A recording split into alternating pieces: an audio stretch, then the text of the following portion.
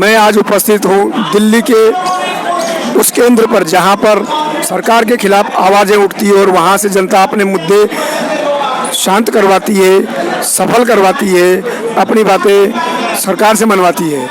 और कई जनता से जुड़े हुए वो मुद्दे सरोकार रखते हैं जिन पे अनेक लोग काम करते हैं। तो उनमें से एक हस्ती है मदन लाल आज़ाद, जिसका नाम है आज़ाद ख्यालों के साथ वो अपने आप को हर समय अभिव्यक्त करते हैं। और आज मैं उनसे एक विषय पे बातचीत करता हूं, जो विषय है पब्लिक का पैसा जमाखोरों की जेब में या षड्यंत्रकारी की जेब में। तो हमारे सामने उपस्थित है मदन लाल जी। मदन लाल जी, आपको परिचय की वैसे ज़रूरत नहीं है, लेकिन फिर भी मैं आपका परिचय देना चाहूँगा। मैं बताऊं परिचय अपना? जी, आज़ाद क्यों है, बस परिचय बताइए। अच्छा, आज़ाद तो आज़ाद ख्याल हैं इसलिए आज़ाद हैं, आज़ाद देश के नागरिक हैं इसलिए भी आज़ाद हैं। और मदन लाल आज़ाद नाम है, सब जानते ही हैं। तो ये एक विषय है, आपने पिछले कई महीनों से लगे, शायद वर्षों से लगे हो जी, कि जनता का पैसा कुछ लोगों की जेब में है या कुछ लोगों के खातों में है। तो उस पर आप किस तरह एकाएक, आप पहले कुछ और मुद्दों पे काम किया करते थे, आज आप धन के पीछे, अर्थ के पीछे पड़ गए हैं, या ये मामला क्या है? नहीं, अर्थ का समय गुजारना अच्छा लग रहा है अर्थ के साथ? नहीं, ऐसा नहीं है। मैं हमेशा ही माफियाओं के खिलाफ काम करता रहा हूँ। जो भी ऑर्गेनाइज्ड क्राइम होता है देश में, मैं बचपन से उसके खिलाफ लड़ रहा हूँ। और ये जो ठगी की स्कैम्स हुए हैं, ठगी घटनाएं जो हुई हैं, वो भी ऑर्गेनाइज्ड क्राइम है, संगठित अपराधी गिरोहों ने किया है। ये अपराधियों का भी तो स्वरूप और चरित्र बदलता जा रहा है ना। पहले इस तरह की घटनाएं नहीं हुआ करती थी कि देश के करोड़ों नागरिकों के साथ एक कोई कंपनी बनाए, गिरोह बनाए और चीटिंग कर ले। पहले दूसरी तरह का माफिया था, भूजल माफिया, तेल माफिया, गैस माफिया, खनन माफिया, रोड़ी बजरी माफिया, भूमि माफिया, बिल्डर माफिया, इस तरह के माफिया थे पहले। आज से जस्ट मतलब हम 2010 की बात कर लें, आप जब से हमको जान रहे हैं। हाँ, हम अपने परिचय की बात कर रहे हैं। हाँ, तो उस समय आपका लड़ाई का स्वरूप और था और आज की लड़ाई का स्वरूप और है। हाँ, उस समय आप किसी और की एडवोकेसी करते थे, आज आप कुछ और एडवोकेसी कर रहे थे। मेरा नहीं, मैं अगेंस्ट माफियाओं के ही रहा हूँ शुरू से। अब चूंकि माफियाओं का चरित्र बदल गया है, न तो भूजल का माफिया रहा, न खनन माफिया रहा, अब ठग माफिया रह गया है देश में। तो मैं ठगी स्कैम्स को लेकर के आंदोलनरत हूँ, ठगी पीड़ित जमाकर्ता परिवार के माध्यम से। ये बताइए, आपकी देश में कुल कितने लोगों का पैसा ठगा गया, आंकड़ों में बताइए, क्योंकि आप आंकड़े बहुत, मेरी जो पहली मुलाकात आपसे हुई सिर्फ आंकड़ों को लेके हुई। लगभग 42 करोड़ लोगों के साथ ठगी हुई है देश में।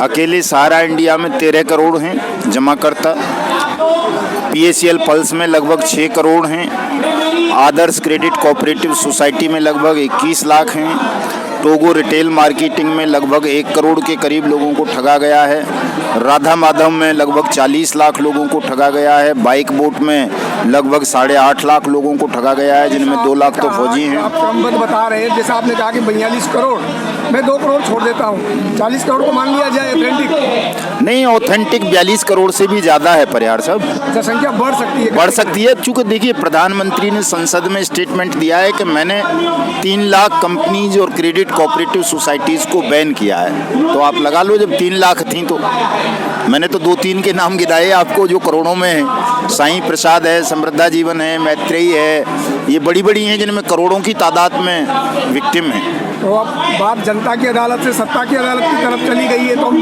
आपने सीधा प्रधानमंत्री का नाम लिया है कि उन्होंने भी आंकड़ों को प्रदर्शन किया है। बिल्कुल बिल्कुल। तो अब ये बताइए कि इतने बड़े आंकड़ों में जो प्रभावित होने वाली जनसंख्या है, क्या वह डेमोक्रेसी में या लोकतंत्र में मतदान करते समय इस ठगी का ध्यान नहीं रखती है क्या? देखिए, मतदान के वक्त तो आजकल परिहार साहब 2-3 ही चीज़ याद रखता है आदमी। या तो वो अपनी जाति को याद रखता है कि मेरी जाति का कैंडिडेट है, या फिर धर्म को रखता है कि यार ये मुस्लिम विरोधी है या हिंदू विरोधी है, या फिर जो है कभी कभी क्षेत्र को भी रख लेता है। सांसद के इलेक्शन में अगर हम देखें तो वहाँ क्षेत्र को भी आदमी प्रमुखता देता है कि आदमी उसके क्षेत्र का है या नहीं। बाकी मुद्दे कहाँ होते हैं? लोग महंगाई महंगाई चीखते हैं, मुझे नहीं लगता महंगाई अब मुद्दा रही है।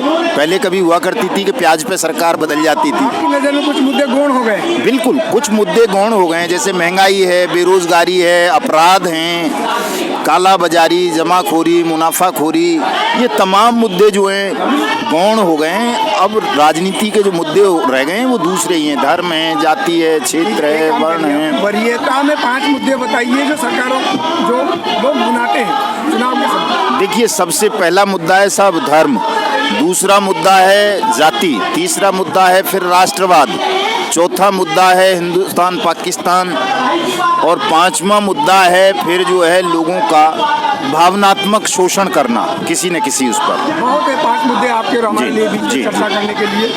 तो आपने एक मुद्दा इसमें पाकिस्तान हिंदुस्तान बताया, वो तो शायद आजकल जीरो हो गया जी। मेरी नज़र में। आपकी नज़र में कितना महत्व रखता है हिंदुस्तान पाकिस्तान? दूसरा आपने बोला है कि धर्म और जाति, तो ये दोनों कहाँ एडजस्ट करते हैं? नहीं, देखिए, मेरे लिए तो ये मुद्दे गौण हैं परिहार साहब, मेरे लिए ये कोई मुद्दा नहीं और चुनाव की बात। है। लेकिन जनता और चुनाव, जब जनता वोट देने जाती है चुनाव के समय, तो वो इन्हीं चीज़ों को देख पाती है, और उसका मूल कारण ये है कि ये मुद्दे बनाए गए हैं, मुद्दे हैं नहीं ये। चूँकि मीडिया जो है, मेन स्ट्रीम का मीडिया, वो दिन और रात इसी चीज़ को लोगों के दिल दिमाग में घुसाता है।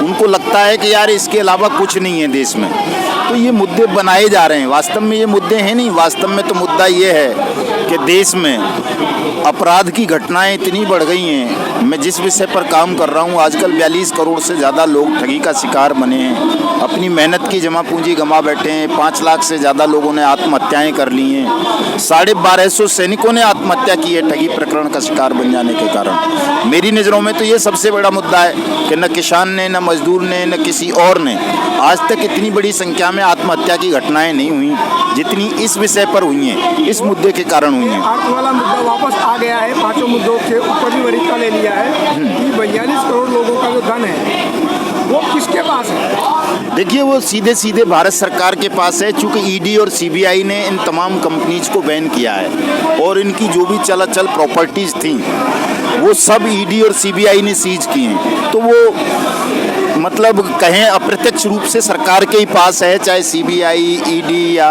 सेबी के मार्फत या एसएफआईओ के मार्फत, मतलब जो सेंट्रल गवर्नमेंट की एजेंसीज हैं उन्हीं के पास है ये सारा पैसा। और ये लगभग 20 लाख करोड़ की रकम है, कोई छोटी मोटी नहीं है। लाख करोड़ 20 लाख करोड़ की रकम है। ये तो मेरे को लगता है कि भारत सरकार के वार्षिक बजट के बराबर की राशि। थोड़ा सा कम है, नहीं, हाँ, थोड़ा सा कम है। 17 लाख करोड़ के हाँ। देश हुए हैं। हाँ, हो सकता है बढ़ गया हो, बढ़ गया है, अब 30 लाख करोड़ के करीब है, लेकिन थोड़ा सा ही कम है। तो क्या ये धन पब्लिक के पास आएगा, जनता के पास आएगा? ये परिहार साहब आना है धन, तो नहीं आएगा तो सरकार नहीं चल पाएगी देश में कोई भी। चूँकि अब ये तमाम जो ठगी पीड़ित परिवार हैं ये एकजुट होने लगे हैं, और हम इनसे न केवल मतदान के बहिष्कार के लिए इनको तैयार कर रहे हैं कि वो सभी मतदान का बहिष्कार करें, असेंबलीज और आम चुनाव में भी, बल्कि अब हम ये प्रयास भी कर रहे हैं कि हम शासन में बैठे हुए लोगों का शासन चलाना दूभर कर दें जब तक कि वो 42 करोड़ ठगी पीड़ित जमाकर्ता परिवारों का भुगतान नहीं करते। अगर ये भुगतान नहीं करते जी, अभी जो होने वाला भुगतान वो कौन सी कंपनी का और कितना है? देखिए, सहारा इंडिया समूह की जो क्रेडिट कोऑपरेटिव सोसाइटीज़ हैं 4, उनके जो जमाकर्ता हैं उनका भुगतान अभी गृह मंत्री ने 4 अगस्त से स्वयं शुरू किया है, 10-10 हज़ार रुपये मात्र, जबकि लोगों का करोड़ों रुपए जमा है साहब। तो मतलब एक तरह से जले पर नमक छिड़कने वाली बात है ये, कि आप जिसका 1 करोड़ रुपया जमा है उसको 10,000 दे दें और उससे लिखवा लें। नहीं, आप ये बोलिए 10,000 दे रहे हैं कि मूल में से 10,000 दे रहे हैं? केवल 10,000, उसे मूल मान ले, कोई ब्याज मान ले, कुछ भी मान ले। मतलब मेरा अगर 1 लाख रुपए जमा है तो मेरे को 10,000 केवल 10,000 रुपये देंगे। या मेरे को 10,000 तक की पूंजी है तो मिलेगी? नहीं, आपका 1 लाख भी जमा है तो भी 10,000 मिलेगा, 10,000 जमा है तो आपको 2,000 मिलेगा।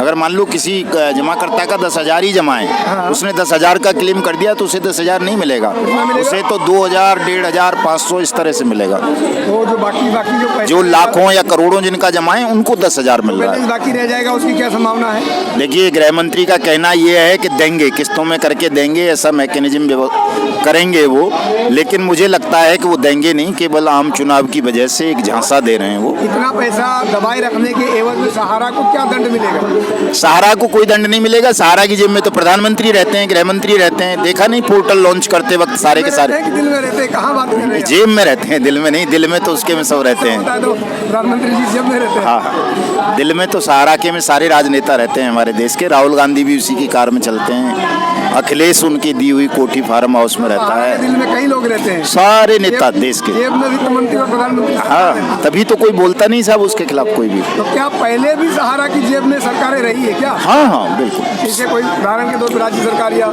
देखिए, तमाम केंद्र की सरकारें ही सहारा की जेब में रहती हैं साहब, चाहे वो मनमोहन सिंह की सरकार हो, देवेगौड़ा जी की सरकार रही हो, वाजपेयी की सरकार रही हो, मोदी की सरकार रही हो। इनका तो मुझे पता है, मतलब वाजपेयी से तो मुझे मालूम है कि वाजपेयी से लेकर अब तक की जितनी भी सरकारें रही हैं, अटल बिहारी वाजपेयी से लेकर के ऐसा सब। उदाहरण प्रस्तुत करिए हमारे सामने जिससे आम जन को विश्वास हो जाए कि सरकार उसकी जेब में रहती। अरे साहब, ये तो ऑन रिकॉर्ड है। कैसे मान लूं? इनकम टैक्स की रेड में आया है। मैं एक सामान्य भारतीय व्यक्ति हूँ, मैं कैसे मान लूँ कि मोदी या मनमोहन सहारा की जेब में कभी रहे? देखिए, इनकम टैक्स की जो रेड हुई उसमें बाकायदा उसकी डायरी जब्त की इनकम टैक्स ने, ईडी ने, सहारा की। उसमें प्रधानमंत्री मनमोहन सिंह का नाम था कि 50 करोड़ रुपए मंथली, मनमोहन सिंह नहीं, सॉरी, नरेंद्र मोदी। प्रधानमंत्री नरेंद्र मोदी का नाम था कि 50 करोड़ रुपए मासिक देते हैं वो उनको। और राहुल गांधी का नाम था, और जी आपका क्या बोलते हैं, अखिलेश का नाम था, और आपका क्या बोलते हैं, नीतीश कुमार का नाम था। बहुत सारा ये ऑन रिकॉर्ड है, सब कोर्ट में है, ये मामला कोई वैसे नहीं है। नंगे कर रहे हैं। हाँ, और बाकायदा अरविंद केजरीवाल कुछ दिन पहले दिखा रहे थे, लेकिन अब अरविंद केजरीवाल को भी सुना है कि उसने भी कई 100 करोड़ रुपए लिया है, तो वो भी इस मुद्दे पर मौन हो गए हैं, बोलते नहीं है। देखिए, आपके सामने या जनता मंत्र के लोगों के सामने हम केजरीवाल की बात नहीं करेंगे, क्योंकि यहीं से गया हुआ व्यक्ति है, उसको हम छोड़ देते हैं। पहले से जो लोग हैं उनको निमट लेते हैं जी। तो आपको अब बाकी और जो कंपनियों के नाम बता सकते हैं जिनका पैसा पब्लिक खा गई है, दबा के बैठी है या षड्यंत्र किया? मैंने बताया ना साहब, bike boat, hello taxi, top ride, Radha Madhav corporation limited, science city, catchy pixel, future maker, और आपका क्या बोलते हैं, रोज वैली, पिनकॉन, अनी बिलियन। 40 करोड़ लोग इस एकमात्र अर्थ के मुद्दे पर 2024 में एकत्रित किए जा सकते हैं क्या? बिल्कुल किए जा सकते हैं, किए क्यों नहीं जा सकते। ये तो गृह मंत्री ने कर दिए खुद। गृह मंत्री ने सहारा इंडिया के कुछ लोगों का, 112 लोगों का 10-10 हज़ार रुपए का भुगतान करके पूरे देश के 42 करोड़ ठगी पीड़ित एकजुट कर दिए। ये न करता तो शायद नहीं होते। लोगों को लग रहा है भेदभाव हो गया, अन्याय हो गया हमारे साथ। अब सब एकजुट हैं। आपने देखा होगा 31 जुलाई को कितना बड़ा जनसमूह यहाँ पे था, जंतर मंतर पे। 2 अक्टूबर को दिल्ली में पैर रखने को जगह नहीं बचेगी। आप देखेंगे तमाम करोड़ों लोग यहाँ होंगे। आप इसमें सीधा गृह मंत्री और भारत सरकार का नाम आ रहा है, लगता है कि 2024 में उनको फायदा होता हुआ दिख रहा होगा।